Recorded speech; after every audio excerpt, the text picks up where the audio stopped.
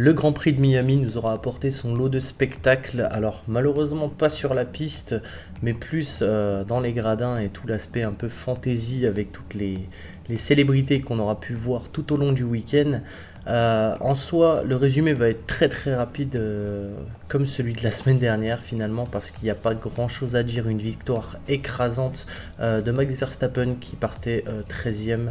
Honnêtement, il a fait une course incroyable, je trouve. Les Red Bull, comme d'habitude, sont toujours au top. P1, P2 encore une fois. Donc honnêtement, pas grand chose à dire sur ces Red Bull. Hormis qui peut vraiment les arrêter. Pas énormément d'animation comme j'ai pu vous le dire juste avant, une petite mention quand même pour George Russell qui pour moi a fait une course vraiment incroyable.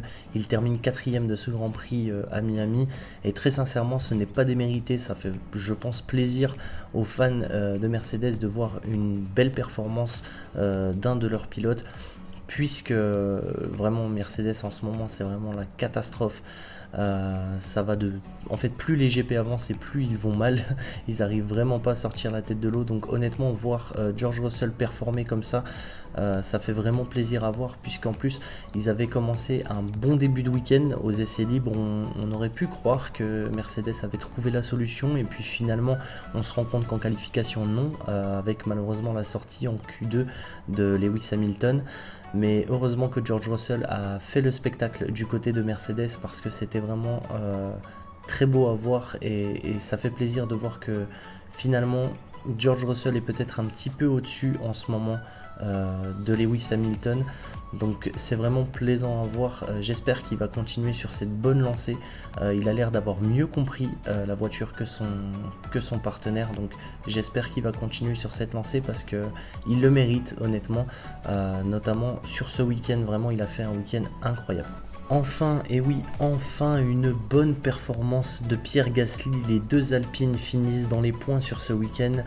Ça fait vraiment plaisir à voir. En tant que Français, je suis extrêmement satisfait du week-end de notre écurie. Qui plus est, de notre pilote Pierre Gasly qui enfin sort la tête de l'eau, comme j'ai pu le dire juste avant. Pourtant dans Race Off, la dernière fois on en parlait et on disait justement que c'était très compliqué pour lui, qu'il n'arrivait pas à s'adapter, qu'on avait l'impression qu'il ne s'adaptait pas très bien à sa monoplace, à l'écurie, etc. Et bien il nous a fait taire sur ce week-end et je suis très content pour lui. Honnêtement, il a fait une très très belle performance. J'espère qu'il va continuer sur cette lancée. En tout cas, il a l'air d'avoir enfin compris la monoplace, d'avoir enfin pris ses aises avec cette monoplace. Donc j'espère qu'il va continuer sur cette belle performance. Mais vraiment, ça fait du bien de voir un Pierre Gasly combatif. Vraiment, il a su montrer de belles choses sur ce Grand Prix et très sincèrement, ça fait vraiment plaisir à voir.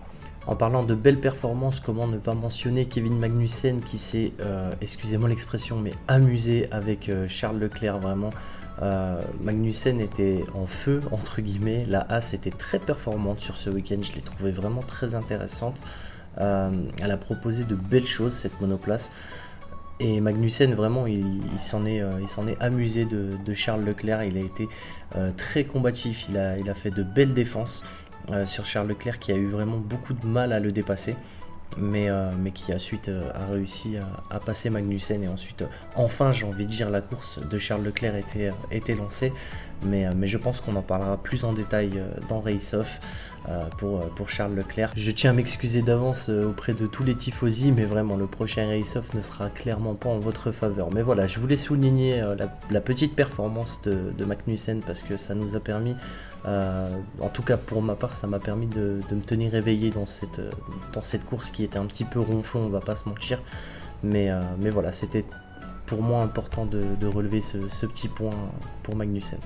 Et pour finir, on va parler de Carlos Sainz. Donc on parlait de Charles Leclerc juste avant. On va parler de Carlos Sainz et de son entrée dans la voie des stands qui était un petit peu trop rapide. Il va prendre une pénalité de 5 secondes qui n'aura aucune conséquence pour la suite de la course, heureusement pour lui. Mais voilà, je tenais à relever ce petit point. Voilà, c'était un résumé très rapide du Grand Prix de Miami. Il n'y avait pas grand chose à dire. En tout cas, on essaiera de revenir un peu plus en détail sur tout ce qui s'est passé dans le prochain épisode de Race Off qui sortira d'ici quelques jours. Moi, je vous dis à très vite pour de prochaines vidéos. N'hésitez pas à me dire dans les commentaires ce que vous avez pensé de ce Grand Prix, ce que vous avez pensé de ce résumé. Et n'hésitez pas non plus à me donner les points que vous aimeriez qu'on aborde dans le prochain épisode de Race Off. Voilà, à bientôt pour de prochaines vidéos. C'était Malo. Ciao, ciao!